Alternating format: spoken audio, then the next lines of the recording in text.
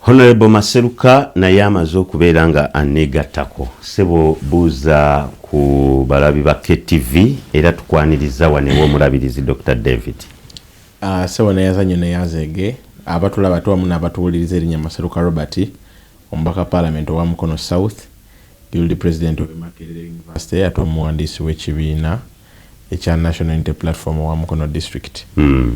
Ndi musanyufu nnyo okubeera wano olunaku olwaleero naddala nga tukubaganya ku nsonga ezigenda maaso ku ggwanga. Kya nsonga nnyo kubanga tubuulira abantu si bye beetaaga okubuulira wabula amasimu agaddala gagenda okubayamba okugyamu ekintu ekyenjawulo kye basobola okukozesa okutambuza obulamu bwabwe. Si bye era njagala okutwala omukisa guno okwetondera Bannayuganda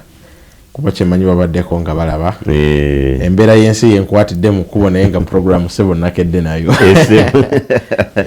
Embeera y'ensi nekwatira eyo. Bannamukono olumu tubasonyiwamuko na ne tugamba waaye ekkubo lyammwe liri bizemuko olumu n'abakulu balisiba. Speaker aveyo naye asiba alisiba nebwokeera nnyo ekyenkanidde ngezezaako okubaza speaker akuleeteko naye ate nayandeseeyo bulesi kozi mwe temukyakuba bugombe keera otambulire mu kkubo. Mr. Tugumi bw'oli munnamateeka lwaki ababaka bo tebabawa bugombe? Etteeka libakugira manyi eggwanga lyammwe temukowa dyonoona obugambo obwo mu mawanga agatereze ensengeka y'ebintu byabwe obugombo obwo butegeeza emergency. There is an emergency. So bukirizibwa ambulance, poliisi, magye, then mubaamu abakulu tebasukka bana abakkirizibwa okubeera ne liidika. Nabe ezaabwe tezibeera ku bugombe. Akagombe era kabeera ku lead card eba eya poliisi oba ey'amagye. Kati wakuba mmwe ffe eggwanga eryaffe buli twala tugende kati buli omu ayagala akagombe. What is the emergency? Kati ono bakugambye yakedde okukeera kwe yamanyi kisaawa kijyategeeza. N'omuntu asengeka programu ye amanya nti nze nva Ntebe ekinene ennyo obalira ku kinene si ku kitono. Ekinene ennyo kintwalira essaawa emu n'ekitundu. Kitegeeza always plan 1 hour and a half. Omanye nti eyo essaawa yakutambula kati ogiplaningire bw'oba olina okubeera ssaawa 2 kitegeeza simbula 12 kitundu. Oba olina okumanya nti essaawa zino biba bwe biti essaawa kwegamba omanya life yo. So babaka baminisita bano bonna boolaba bataddeko bugombe babikola mu bumenyi bw'amateeka ate tekyetaagisa kiraga just nti tebali organized. Honorable Maseruka, ebintu ebisinga otusumbuwa mu ggwanga byanjigiriza kubanze biriisa ne bakadde bange baalyanga akakoola basasule fees byateereddwako obusenga 6 bw'ogattako ebyobulamu obuse 5 then ne transport kuba amakubo ago nesimanyi bulungi transport muba mubaze kola main roads zino oba muyingirako ne ku feeder roads ezituleetera abantu ebintu ebyo bisatu ng'omubaka wadde budget bagikola temuliyo naye olabanga byaweebwa akasente akamala nga mu kisanja kino binaatambuza omuntu wa wansi ye yagalemuko. Wero okusookera ddala twalabe interest ya government eno nti interest yaabwe erinnya ku security okusinga obuyigirize bw'abantu okusinga health yaabwe. Tewali kubuusabuusa nti twetaaga nnyo okubeera ne security ennungi ey'eggwanga. Naye bw'otunuulira okuva lwe twava mu nsiko kye kintu kye tuzze nga tukola okumala ebbanga eddene. So bw'otunuulira nga education ogiwadde 6.6 health n'ogiwa 5 ate n'ojja mu security n'ogiwa 10 oba oleseewo gap. Abantu basobola okukeera ku makya nga bafudde. Sisuubira nti muba mukuuma mugenda kuuma mirambo. Okitegeera bulungi. Abaana baffe bw'otunuulira education rate abantu baffe eggwanga lino holding over 70% bavubuka but many of them are neat. Nti kitegeeza not employed, not educated, they are not trained. so gendo tunuliranga obwetaavu bwaffe ng'eggwanga tulina okukebera tulwana ddi entalo okusinga lwe tujjanjaba abantu tulwana ddi entalo n'amawanga amalala oba ne mu ggwanga lino okusinga lwe tusomesa abaana bwe tuba twagala eggwanga lyaffe okubanga lisobola okukompitinga nationally internationally nga n'abavubuka abaffe basobola okukompitinga mu then ekitegeeza tuteekeddwa okutendeka abavubuka abaffe era ne tubasomesa eggwanga lino liri mu kugoyinga digital si lino lyokka eggwanga lyonna abantu kati bakozesa AI the question would have been masomero ameka kati golaba agali mu computer kubanga kino kye tuli kati ng'eggwanga kikulaga education system bwegenda okubeera emyaka 10 maaso abantu abagenda okukola emirimu bagenda kufaanana bati ekitegeeza tugenda kwetaaganya abantu nga balina obuyigirize n'obukugu mu ngeri ya kompyuta oba ebyuma bikalimagezi kati ekibuuzo kyandibadde interest ya gavumenti ene etadde ddi essira bwe badda leteekerateekera ng'esekiwalinga future yaffe nga bwegamba etadde essira lyenkana ki mu kulaba nga tutraininga abaana for survival okubeerawo abaana baffe tebali trained si nti buli omu agenda surviving agenda okwetaaga degree no but at the end of the day our people need training training mu nsonga nti omuntu okusamba ekyala tekikwetaagisa kubanga ogenze n'oyambala akakofiira ka degree okukola keeke okitegedde okukola liquid soap n'ebifaanaganako bwe bityo gavumenti yaffe yandifuddeyo nnyo mu kulabanga abantu baffe tubafaako nnyo okusinga bwe tubafaako kubanga ne be mugenda okukuuma bye tuteeka mu security era be baana abasomye era be bantu abalamu so the question is twandibitaddewo kyenkana ki eggwanga lina twandinvestinze kyenkana ki mu education twandinvestinze kyenkana ki mu health kubanga kankubuulire amawanga agakulaakulanye awe gateeka essira bw'otunulira budget eno over 11.5% of the budget misaala gy'abantu ogenda okutunulira ng'emisaala gy'abantu gisinga health emisaala gy'abantu gisinga education kati investment yaffe eriwa kubanga kyetwandirowoozezza nze mukama wange omuntu akuwadde emitwalo 8 omuntu akuwadde emitwalo 8 ng'olina okujjanjaba abaana ng'olina obbatwala ku ssomero ontegedde bulungi n'omuntu akuwadde emitwalo ameka 5 n'akuggyako abaana n'akuggyako obujjanjabi ng'abaana be bagenda basoma ontegedde bulungi nga bw'ogenda mu ddwaliro bakola ki bakujjanjaba ono aba asinze nnyo oli ne waba akuwadde emitwalo 4 aba asinze nnyo oli olw'ensonga bino ebintu bye bitwala expenses zaffe mu bulamu bwaffe obwaki obwa bulijjo so ffe tulowooza ng'okusinga okuteeka ennyo essira mu nfuna yaffe mugiteeke ennyo ku kukendeeza expenditures zaffe ng'eggwanga. Mr. Tugume Council njagadde nsokere eri wabatematema ndyoke nzije eno bannamateeka omuntu anaafunamu ntunulidde nnyo byanjigiriza ebyobulamu nebine enguudo structure zino kubanga omuntu waffe bye bimusookerwako awo. Honorable njaga mwebaza nawe njaga kwebaza olw'omulamwa guno wakuba ndi munyiikaavu nti omulamwa munene naye obudde bwendabye abantu gye babuwa okutegeeza bannayuganda tono ate abantu abasinga obungi kati nga Honorable omulidde engeri gyagisengeseemu oluusi biba tebivaayo kifaananyi kyonna tekiggwayo kubanga wenkozesa just example ya Honorable eya security ne bw'osoma naye nga amasasi gavuga ogenda kukolerawa ne bw'oba mulamu onootambulirawo agamba tukitunulidde nnyo 40 years kyekiri ku anti security kyekintu ekitakoma a lot of money injected for many years tekikoma security si kintu kyogamba nti kati ndi ku step 1 2 3 kati inaatera okutuuka ku 10 ndekeraawo no security is as long as humanity exists ate buli we tugenda mu maaso awo security naye ekyuka muganda wange Honorable edda 20 years ago genda okebere mu budget z'amawanga gonna temwali mu cyber security budget. 40 years ago there were no terrorism budgets. Kuga security threats zibeera zikyuka all the time.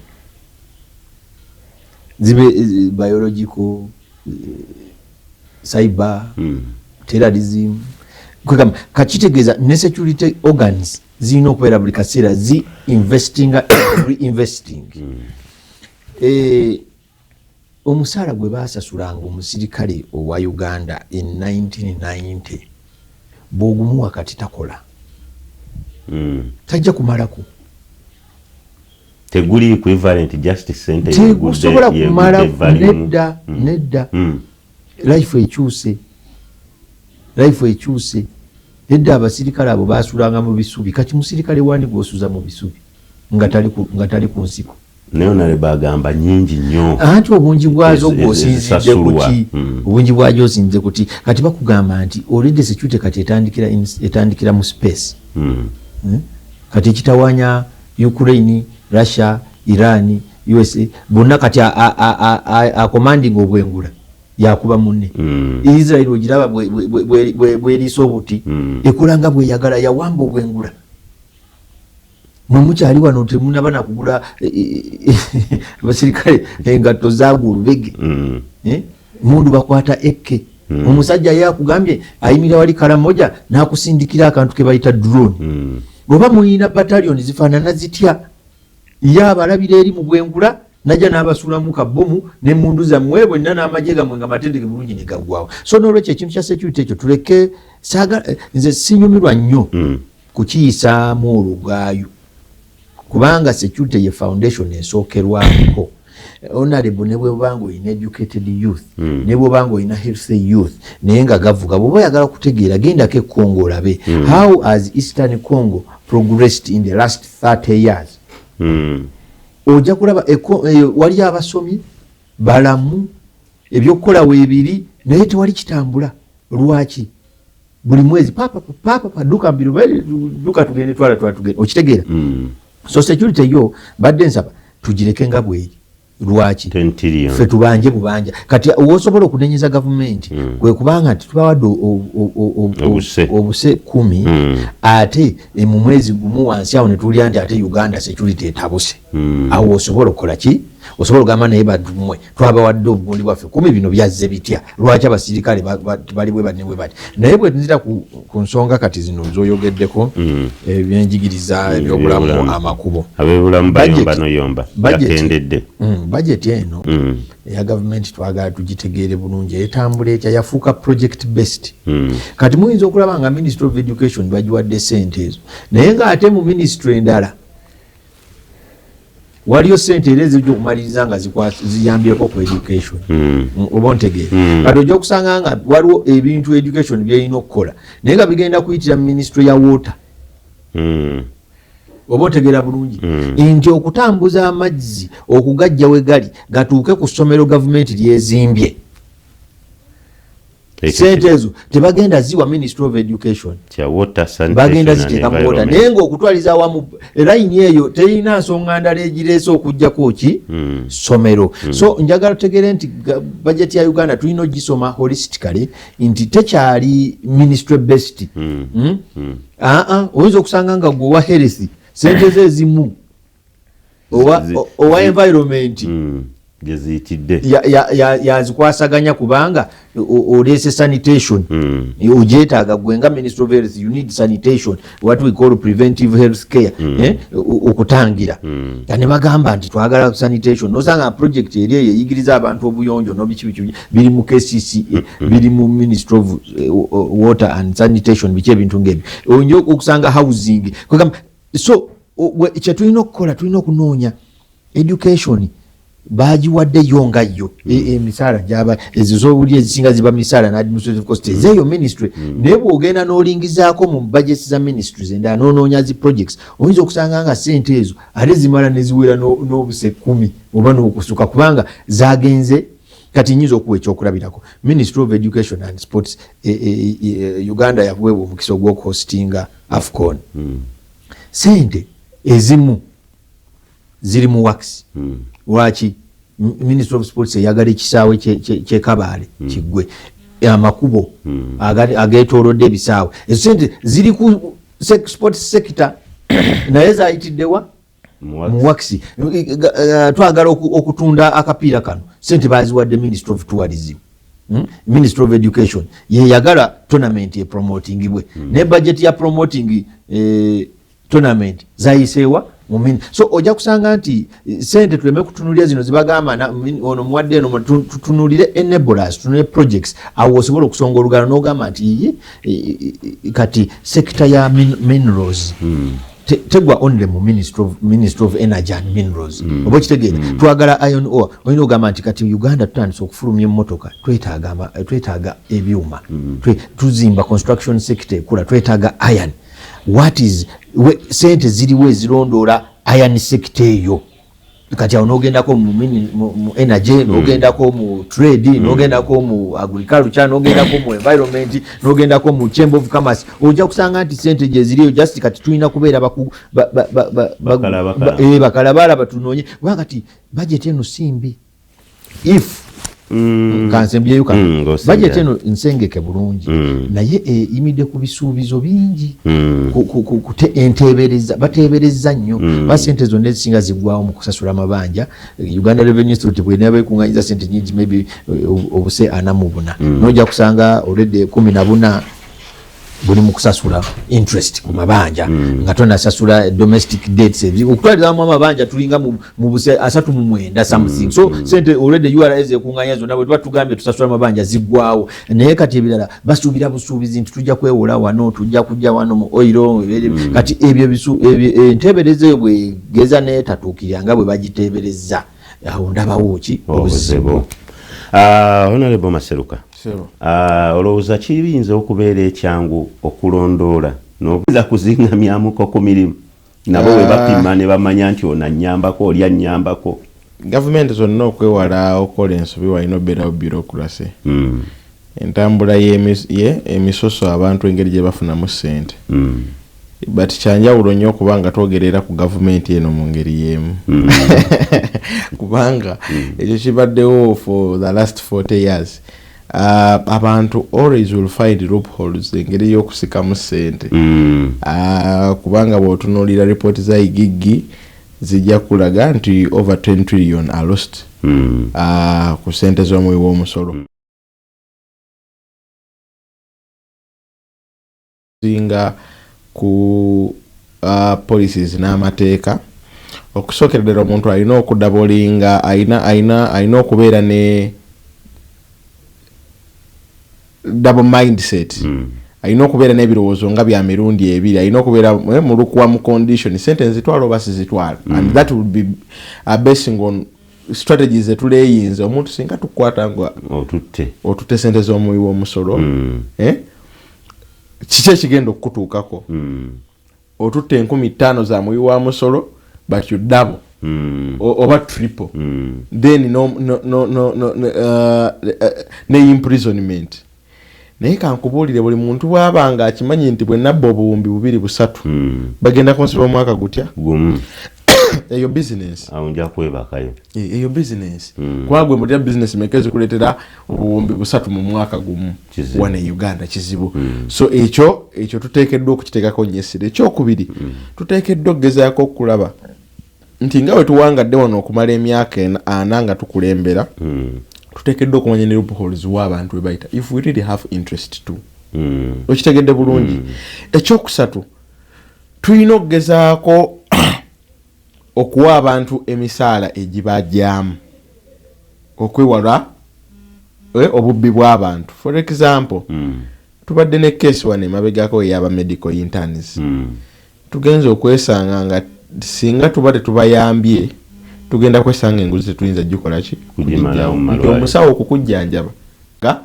omuweeyo ekintu kubanga naye at the end of the day akolera bwereere talina kintu kyonna kirungi kyakola kikyafuna gavumenti nga gavumenti eteekeddwa okuteekawo policies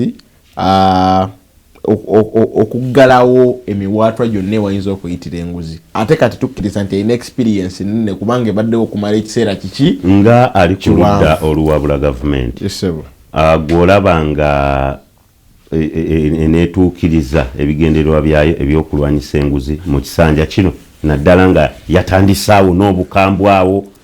naye lukamula lyoba ne lugenda nga luseebengerera lunaatera obuwoomerera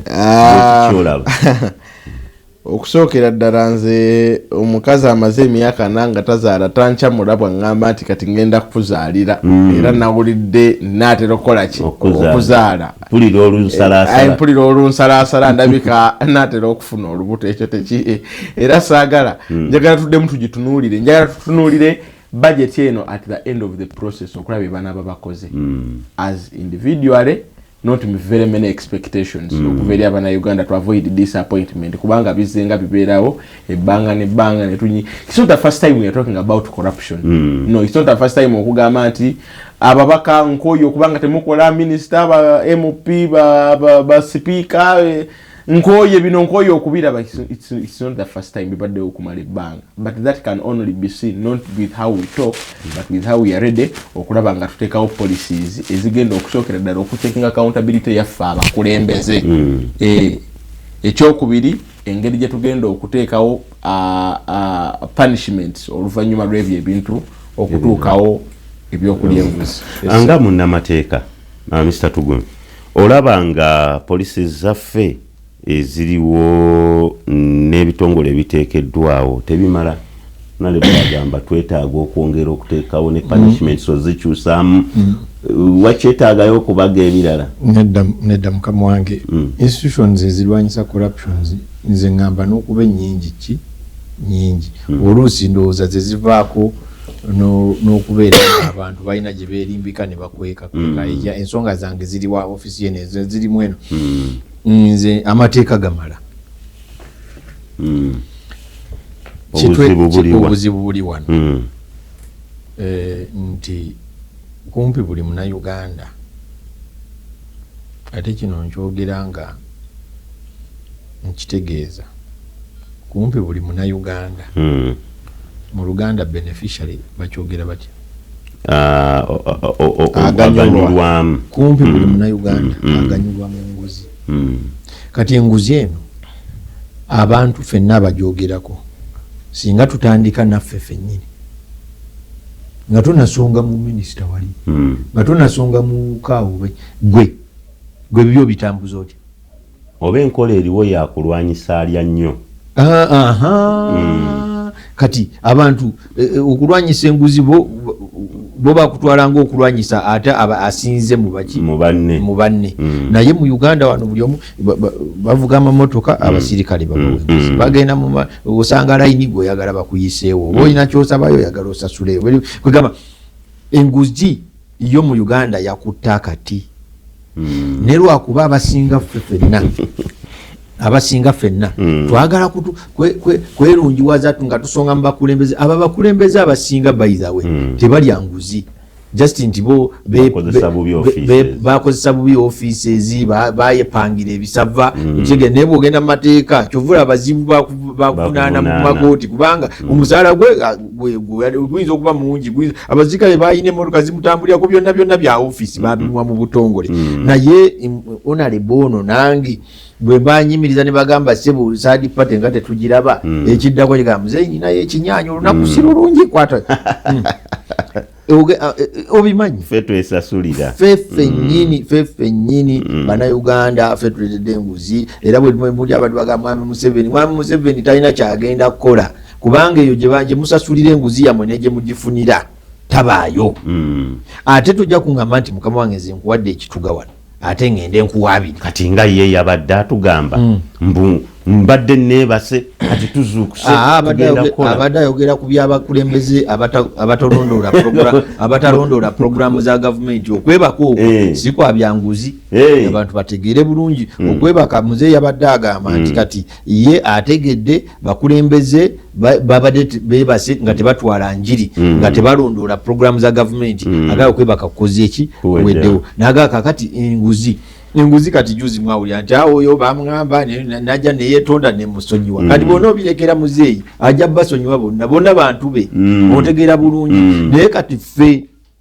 abo bamaseruka bwe bagambira mutukwase kubanga muzeeyi afunye ekisa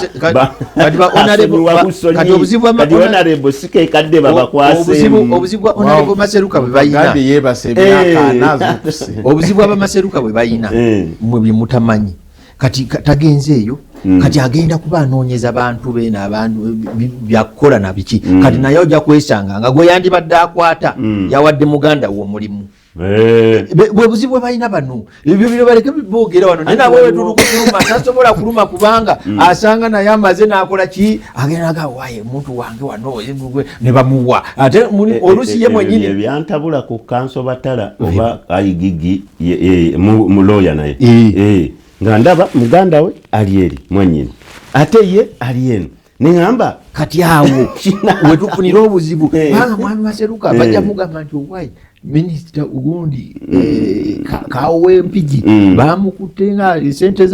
za kaluvati yazibye naye ng'ate kawo yawadde muto wa Maseruka akalimu agamba musajja kakati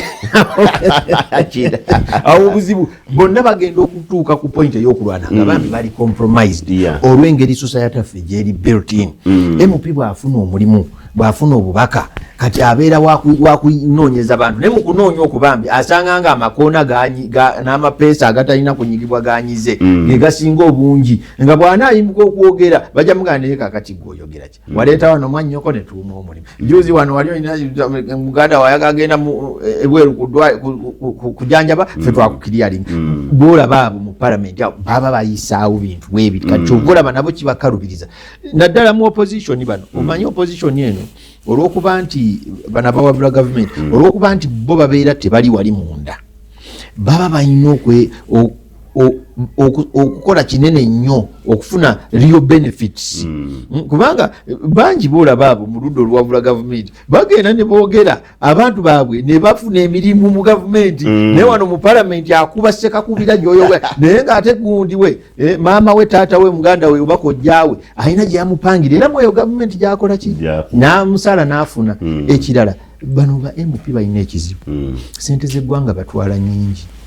kati mukuzitwala nyingi n'ebintu bye bafuna oluusi nabo bagamba bawulira nga abamu kwabo abakola ki abanyigirize gwabogera okutambuku yagambye nti twongeze emisaala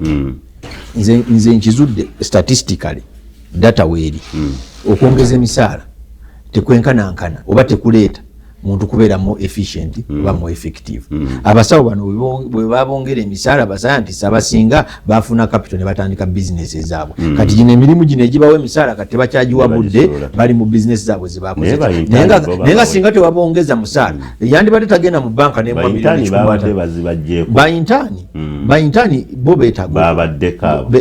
nedda agambye ne bayintaani nze tebanyiigira eggwanga tulina okutegeera we liri kati badokita gwokyali mu very near to statistics badokita bafuluma bameka buli mwaka kati tebasukka 10 what do you mean obutasukka 10 ate bati bali mu nkumulira PhD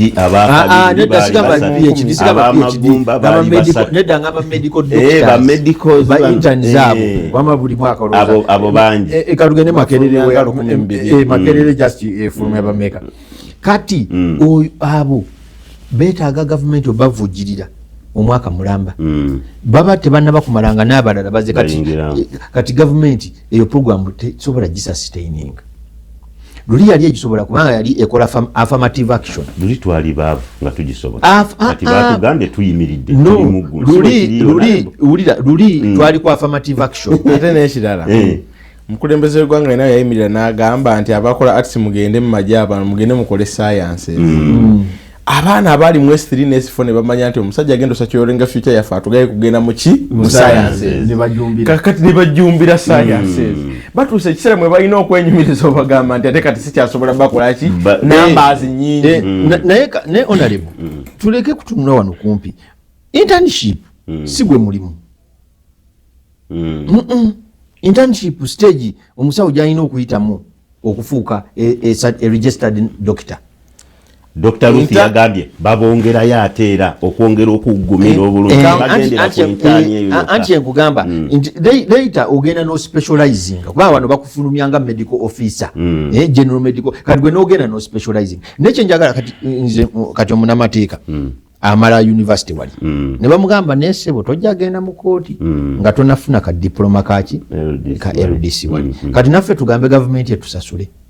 n'abamawulire nawulira bagamba janjawaza ekintu kya intani nga bagamba tuzifunawa naffe buli omu akola field work buli omu akola clerkship buli omu akola internship most careers olina okubeerako ku volunteer gyokola ate anti kyekifula bali nkugambye yali affirmative action tugende mu history lwaki kyajja yali affirmative action tuvugirire abasawo bano abakafuluma bajje batukolere waba abasawo bakola bayintani bakola 24 hours per shift ate ne bakola ddala ebyabasawo bennyini bakola ki bebakola era bwogenda mu malwaliro aga gavumenti agasinga bebakola so nibagamba nange gye bakola batuwa budde tebalina budde bunoonya 10 biki katubawe naye kati time etuuse bangi nnyo sente tezikyasobola kukola ki kubamala bonna nga bafulumye kati awo gavumenti bwe yagire ne gamba wayi kino ekintu tetukyakisobola gavumenti kugamba ngendekewa honorable Maseruka munansi PDM bamwongezaako naye neya awawondooza ku njegoyego za constituency yo waliwo n'abawambye ebyuma bya standard gauge railway bagamba leve teyagala basasula abalala mu environment babagobyemu abalala trade order batute ng'ababaka ddala URA neetuukiriza obuse 44 ng'abantu baliwe mutyo mubayiyiriza mutya okusookera ddala ssebo mu mbeera y'okuŋŋanya emisolo nga twagala giwere tulina okufaayo nnyo ku biki abantu bye bakola kubanga omwe tugenda okujja ssente ezigenda osupportinga budget gye twakoze eki gye twaleese ekyokubiri you will never find nga industries ez'enjawulo zikaaba ontegedde bulungi osanga abantu ba bulijjo most of them actually who carry the biggest population of this country abavubuka nga be bakyasinze okukaaba mu biseera bya economic depression mu USA one of the solutions ze baleeta okusobola okuyambako abantu okudda engulu mu mbeera y'economy ebimu ku bye basalawo kwe kubanga tukkiriza abantu bonna okukola days then abakyala nga tebabakkiriza kukola n'abaddugavu okitegedde ne baggulawo economy nti buli abantu gye bakoma okukola bonna awamu twongerako ku nfuna okusookera ddala ya taxes ne kubanga gye tukoma ofuna taxes n'eggwanga gye likoma okukola ki okweyongera so kati ogenda okwekanga ng'emirimu gy'abantu baffe gyo giri wansi bw'omala n'ogamba nti nze mbongeza PDM kati kankubuulire kino nkuzaayo ku kiri kye nagambye buli muntu bw'omuwa ssente okusookera ddala oba omutadde mu mbeera y'okubanga ali mu mbeera yakusaba otegedde bulungi kubanga the question would have been singa ziggwawo nzizaako ki ekyokubiri singa oba omuwadde akakadde kamu oba bubiri ng'omugamba atandike bizinensi njagala ombuulire bizinensi zimmeka singa nkuwadde obukadde bubiri bizinensi ki gy'oyinza okulowoozaako egenda okusustaininga with all of these charges ez'abaana baffe okusoma eza health n'ebisigadde ontegedde bulungi tikubanga ogenda kuba wakamala okuzimpa omwana wange alwale nga siyinza sirina ngeri gye ntandikamu wali kuzimba kiyumba kya nkoko oba n'ebisigadde nga ninasooka ziteeka mu baana kyova olaba nze nkugamba nti our main focus should actually not be with how much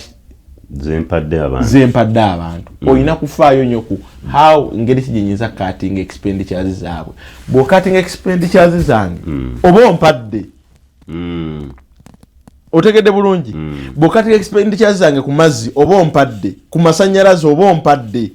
teweetaaga kumpa bukadde bubiri weetaaga kubanga wengenda mu ddwaliro nkimanyi sure deal kye neetaaga ye transport yantwala mu ki PDM bwana atuuka ku bukadde 5 pa parish nga eno ngeno temusaze miwendo kubanga teri bizinensi wano kati nkubulira nze nkwadde obukadde bubiri otandike bizinensi ng'ogyeko akadaala k'ennyaanya ko kennyini okukakola okugula landlord wo kumusasula kayagala emyezi 3 egikola ki egisooka ogenda okwesanga sente tokoze eki tosigazza whereas sente ezo yizo zitwala ekalamu gy'oba olyawo ne zibako ne gyezikola baakyuka nabo bali mu life otegedde bulungi naye oba tutadde mu mbeera yakusigala nga tuli mu mbeera yakusaba kati omuntu alowooza ku ggwanga nga bwe ligenda okufaanana emyaka emirala 3-4 mu maaso abantu tobawa buwi gwe oteeka mu how best you can provide social services n'okatinga expenditures z'abantu oteeka mu kuzimba amalwaliro oteeka mu kuzimba amasomero oteeka mu facilities oteeka mu abaana bagenda okukulanga because tetuyinza kubeera mu ggwanga nga best employee tutya okusomera mu masomero ge nawe bw'omala okuzaala omwana toyinza mutwala amasomero ga UPE but I mean government is the best employee nti ne bwe tuba twagala kukola kintu kyonna omuntu ayagala nakolerako mu government ensi ezikulakulanya abaana b'abantu baagala kugenda mu masomero gaki ga government ne kati now we opt for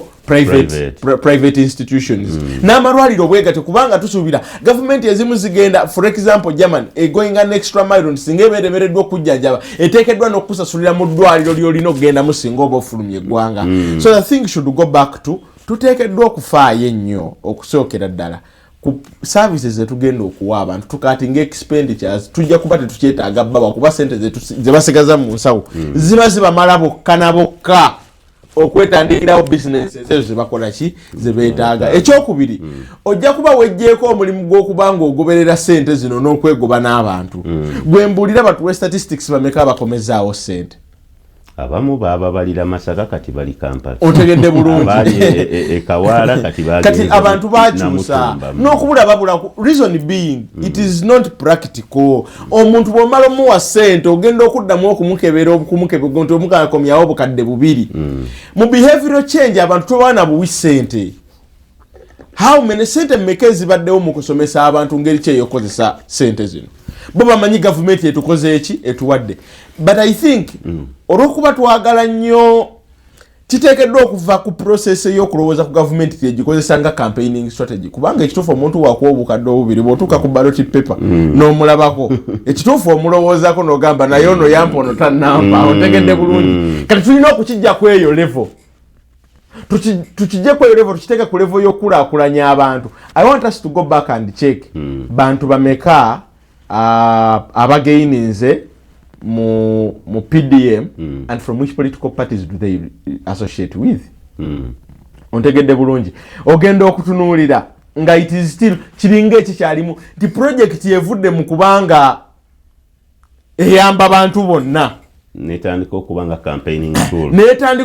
campaigning tool nti chairman akola ku kyala asoka kunoonya baani abasinga okumpagira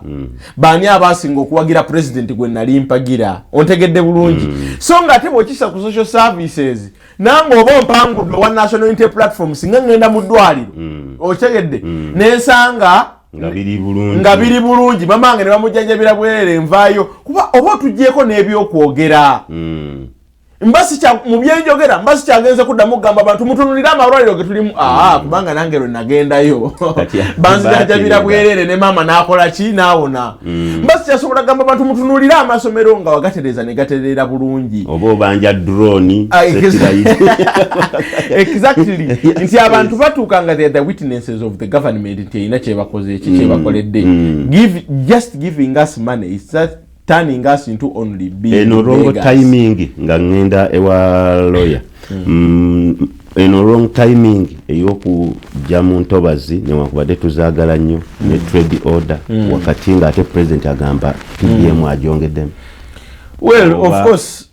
nze kyendowooza nti agambye mu kyemblessing ekya trade order nze kyensuubira nti eggwanga lirina okubeera organized bwe tuba tulina we twagala okutuuka naye tutya ontegedde bulungi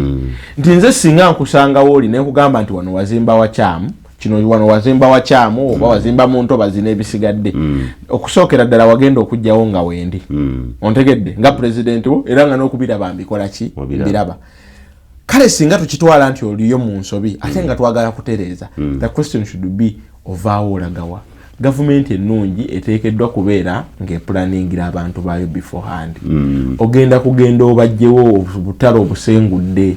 naye government ennungi oteekeddwa okuba nga organizinze eddawo ogenda okutwala abaki abantu okusinga okubamenya obumenya ye government ebeefuddeyo ku bantu baayo you plan beforehand n'obagamba naye tubajja wano tubazza wano era nabagenda nomugenda registeringa bwe muti sirwa kuba nti mujja buzi buli agala asobola okuyingira akatale. It is good to organize the country, but it is also very important olwokuba eggwanga likula abantu tuteekeddwa okulowooza ennyo ku bantu nawe we bagenda okubeera. Kikyamu nnyo okubanga abantu bali mu gavumenti kubanga kituleetera okulowooza nti mulinga ababeesasuza either from kalulu ontegedde bulungi, because why wouldn't you bring this project? Lwaki temwagireeta before oba mu kaseera nga tuyingidde akalulu?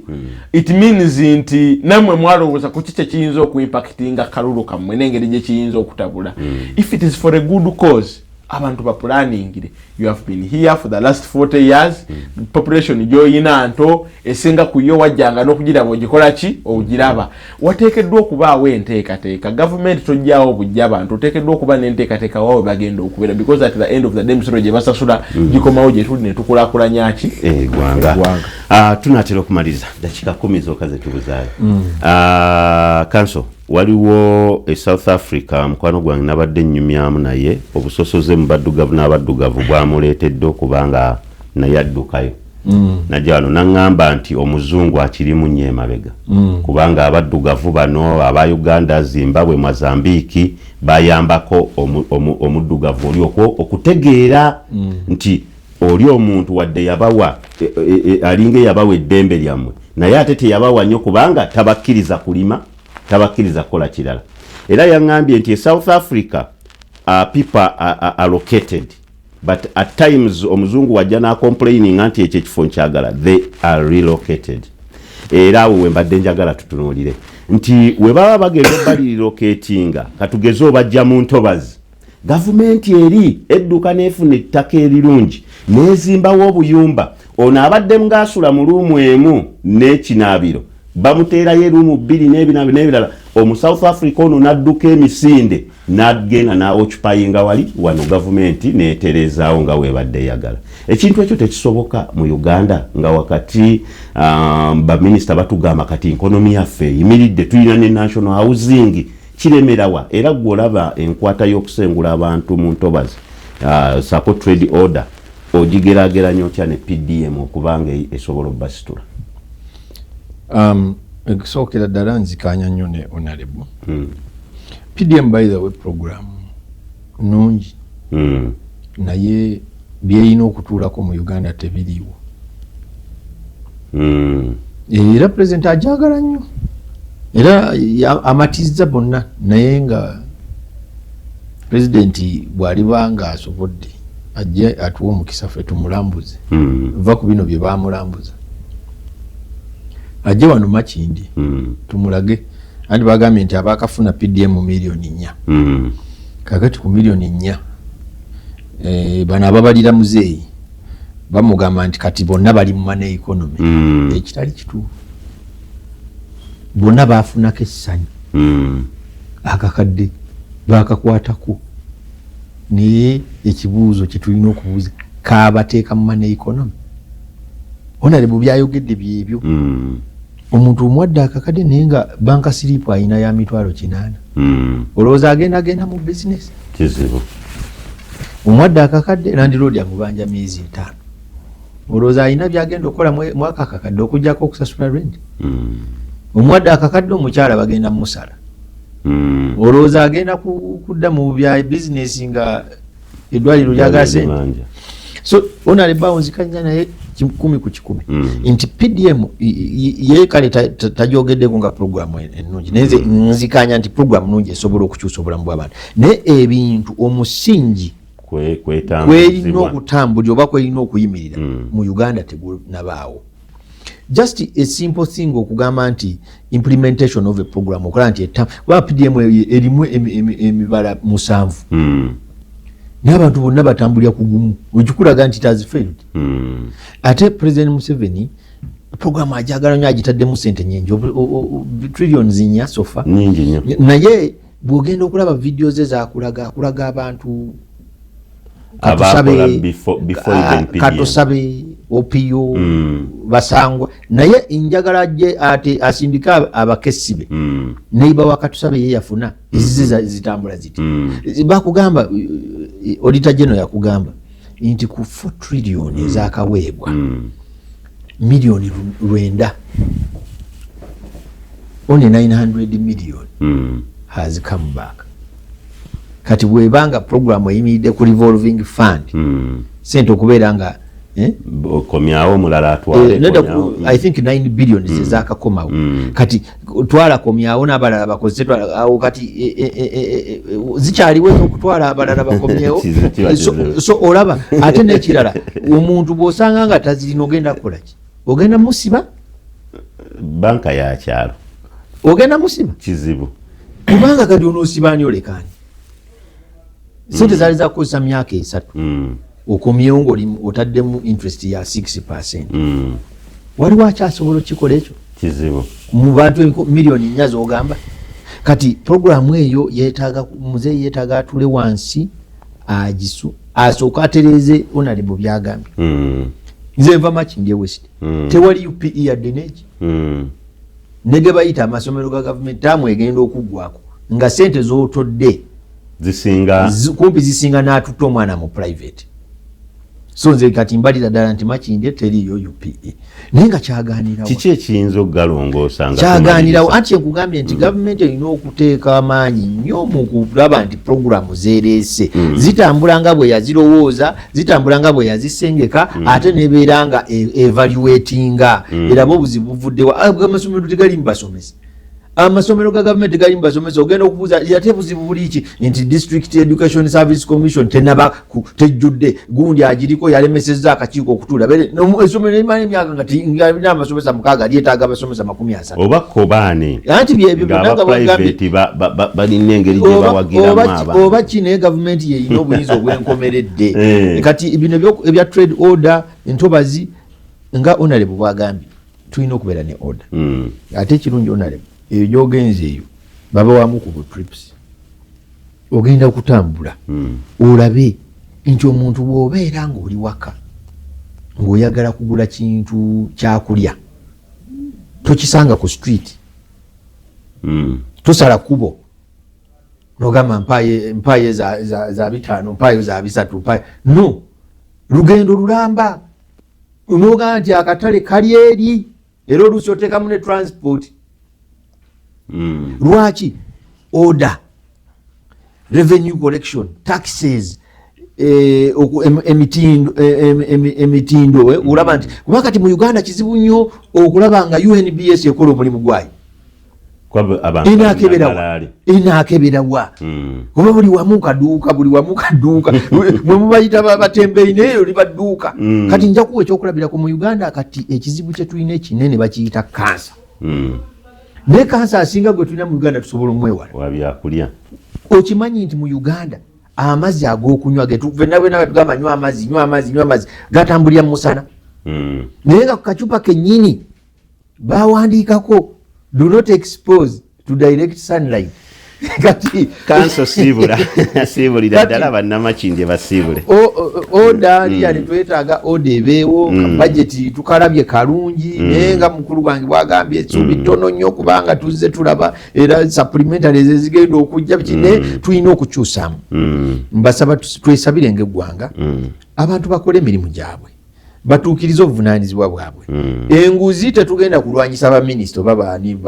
tugenda kulwanyisa ffe ffennyini kubanga enguzi ffe tugitambuza enguzi ffe tugivujjirira n'olwekyo mpuzika nga mbebaza okubeera ku programu eno omulamwa gwe tubadde nagwo mugazi nnyo maybe tujja kufunayo akaddakala ne mwebale nnyo okubeerako era njagala n'okwebaza omukungu wange ono olw'okumpa akakisa kuno